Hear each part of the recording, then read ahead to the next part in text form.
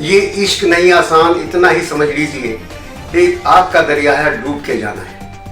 ये जिगर मुरादाबादी ने लिखा था, अब मेरे ख्याल से 50-60 साल पहले लिखा होगा। कितना सटीक लिखा था, क्या खूब लिखा था इश्क के बारे में। जब इश्क ऐसा ही था, आज इश्क यानी लव एट फर्स्ट साइट हो जाता है। लव एट फर्स्ट साइट होता है अगर ट्रेन में सफर कर रहे हैं तब हो जाता है, रेस्टोरेंट में खाना खा रहे हैं तब हो जाता है, बैंक की लाइन में लगे हुए तब हो जाता है, इवन रेड लाइट पे आपकी गाड़ी खड़ी है तब हो जाता है। तो love at first sight, after 2 days fight, और इसके बाद लव आउट ऑफ साइट। तो ये होता है आज की डेट में। ये शेर जो है ये बिजनेस के लिए लगता है। पूरे देश से मेरे पास लोग आते हैं अपनी समस्या लेके, एनपीए की समस्या लेके, रिस्ट्रक्चर के लिए बैंक के, या एनसीईआरटी की समस्या में लेके। जब मेरे बैक ऑफ माइंड में चलता रहता है कि ये है ना, ये जो शेर है ये बिजनेस के लिए लगना चाहिए। ये जो बिजनेस है ये आग का दरिया है आज के डेट में, इस आग का दरिया नहीं है।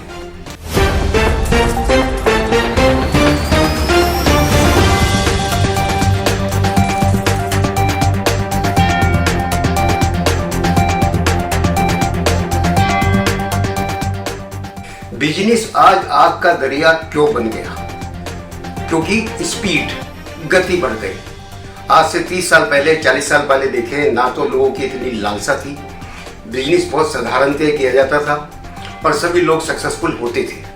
पर आज गति बढ़ गई है। जब गति बढ़ जाती है तो रिस्क बढ़ जाता है। आज आप ज़्यादातर लोग बैंक से लोन लेते हैं, लेना भी चाहिए, क्योंकि धन से धन कमाया जाता है। आम कहावत है, पैसे से पैसा कमाया जाता है। तो पैसा लगाएंगे तो पैसा कमाएंगे। आज लोगों को बहुत जल्दी है पैसा कमाने की। उस समय ज़रूरतें बहुत कम थी लोगों की, इसलिए इतना नहीं थे। कोई लोग गाड़ी नहीं रखते थे, इतने खर्च नहीं करते थे, ये लिविंग स्टैंडर्ड नहीं होता था।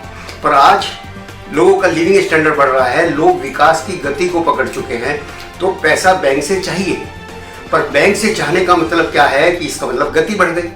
आपको बहुत जल्दी तरक्की करनी है। पिछले 10 सालों में आपने देखा कितने स्टार्टअप आए। ये स्टार्टअप भी एक नई टर्म आ गई है।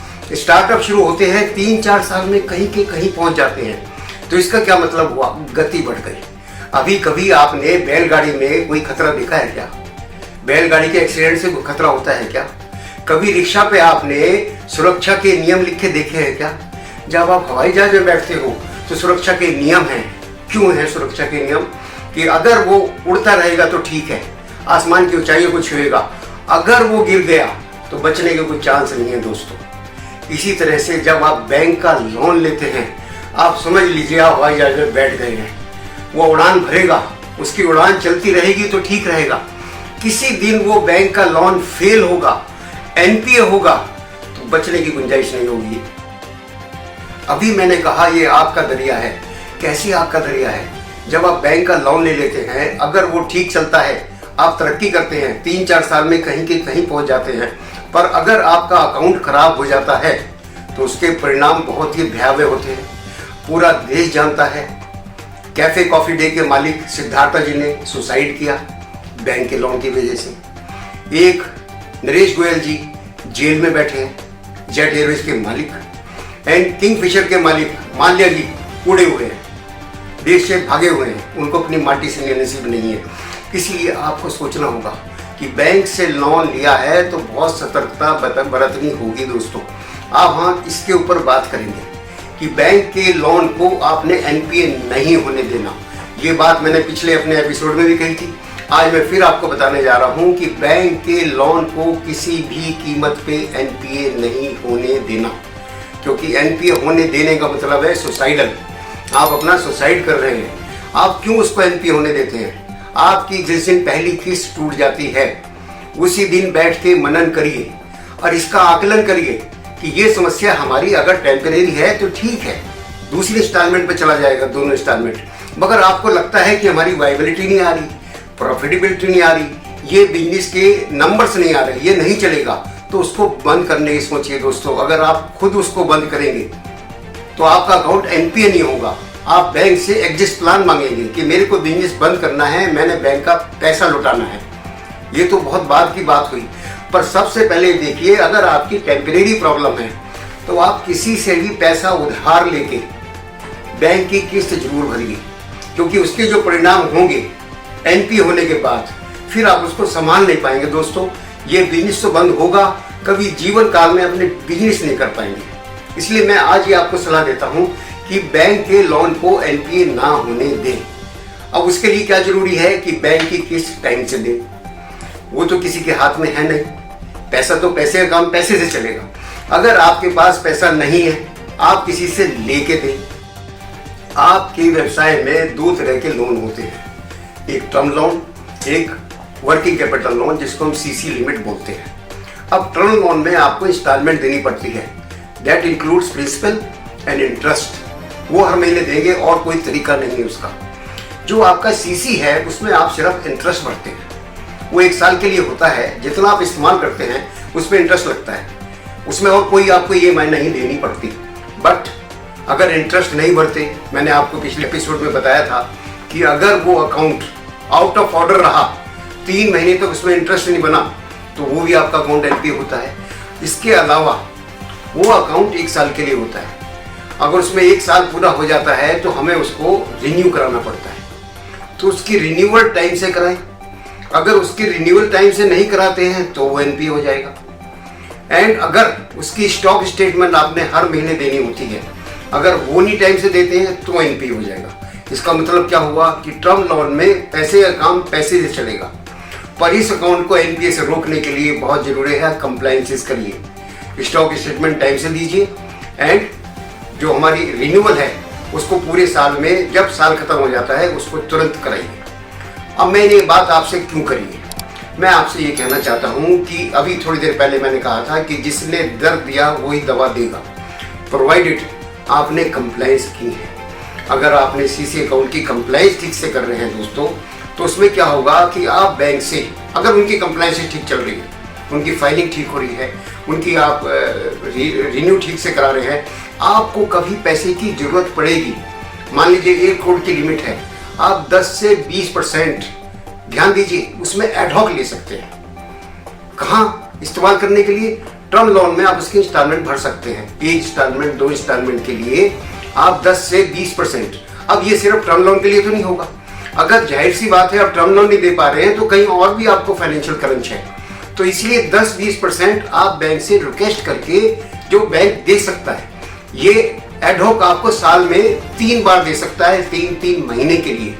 आप समझने की कोशिश करिए कि आपको अगर टेम्परेरी कोई प्रॉब्लम चल रही है, बजाय इसके कि कहीं से और से पैसा लाया जाए, अपने बैंकर से बात कर सकते हैं। अगर आपके रिलेशन अच्छे चल रहे हैं, रिलेशन कैसे अच्छे चलते हैं कि जब आप है ना उनकी कंप्लायंसेस टाइम से करते रहेंगे। तो मेरे कहने का मकसद सिर्फ एक है कि किसी भी कीमत पे अकाउंट को एनपीए मत होने दीजिए, क्योंकि अकाउंट एनपीए होगा तो उसको आप जीवन भर संभाल नहीं पाएंगे। मेरे पास रोजाना लोग आते हैं, उनकी प्रॉपर्टी बिक जाती है, घर छीन जाता है और वो सड़क पे आ जाते हैं, किराए के घर में आ जाते हैं। बिजनेस करने चले थे पैसा कमाने के लिए, और वो बर्बादी हो जाती है। क्योंकि बर्बादी किस लिए हो जाती है कि गति, बिजनेस को चलाने की, पैसा कमाने की गति बढ़ जाती है। गति एक जीवन का एक सच है कि जब किसी चीज का उत्थान बहुत तेजी से होता है, बहुत तेजी से उत्थान होता है, अगर उसका पतन होता है वो ही बहुत तेजी से होता है। आप ध्यान रखिए, जो चीज धीरे धीरे बढ़ती है, अगर पतन होगा तो उसके इफेक्ट धीरे धीरे सामने आएंगे। और जो चीज बहुत तेजी से चलती है, उत्थान जो बहुत तेज, जैसे आज प्रोग्रेस बहुत तेज हो रही है, 3 साल में बिजनेस कहीं का कहीं पहुंचता है, पर वो गिरता है, उसका पतन भी बहुत जल्दी होता है। मेरे को रोजाना मैं देखता हूँ बिजनेस बनते हैं, बिगड़ जाते हैं, सिर्फ किस लिए कि कंप्लायंसेस नहीं कर पा रहे हैं।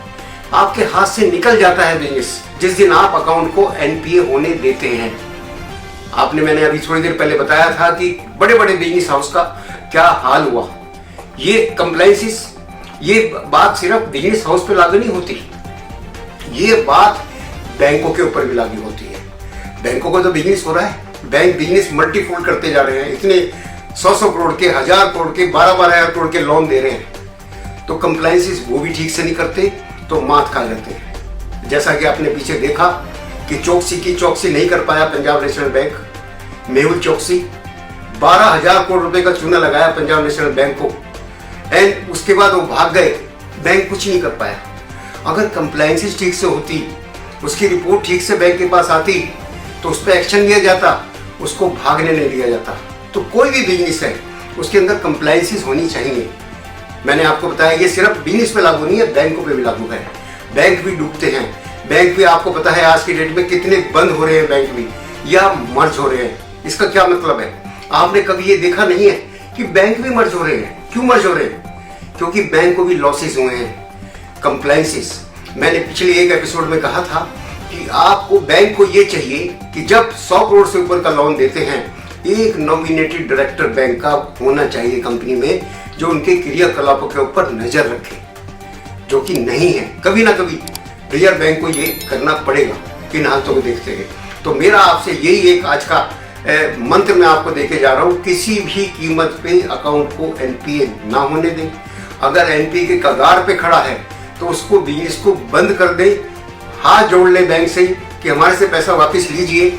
उसमें क्या होगा साथियों कि आप कोई और बिजनेस करने काबिल रहेंगे, आपका सिविल ठीक रहेगा, क्योंकि आपने उसको स्वेच्छा से बंद किया है, और स्वेच्छा से बंद करने के बाद आपने एग्जिट प्लान लिया है। तो ये एक चीज ध्यान रखनी है।